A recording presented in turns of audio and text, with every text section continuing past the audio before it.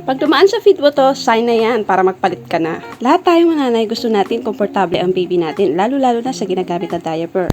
Honest review from me.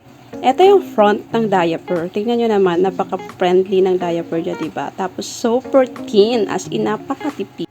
At saka ito yung back niya, ang cute talaga, baby.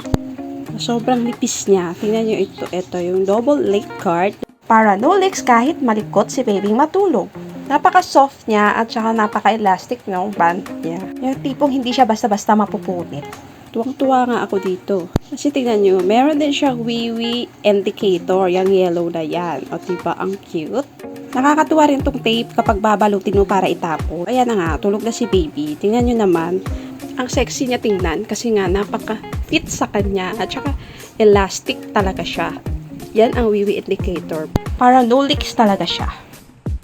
Dahil nga malikot talaga yan si baby matulog. Natutuwa nga ako kasi napakalambot niya. Kaya sure na walang rashes si baby neto. At pagising nga niya, sabi niya, Musi is full. Chinek ko rin ito at wala nga siyang leak. Kaya nakakatuwa. At kinumpare ko pa talaga yung gamit tsaka hindi. Wala namang pagbabago, parang ganun pa rin. Ang nakakatuwa pa dito, hindi siya basta-basta napupunit.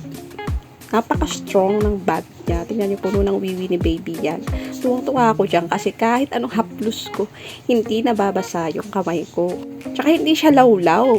Puno yan pero hindi siya lawlaw. I'll do tissue test. Hindi ganun kabasa ang tissue. Tingnan niyo, diba? Konti lang.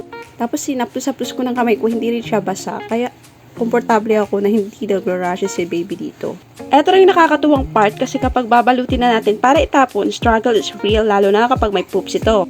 Hatakin mo lang yung tape tsaka idikit. Madikit naman yung tape niya. Kaya click the yellow basket para masubukan nyo na rin. Follow nyo na rin lahat ng social media para updated kayo sa lahat ng updates. Bye-bye!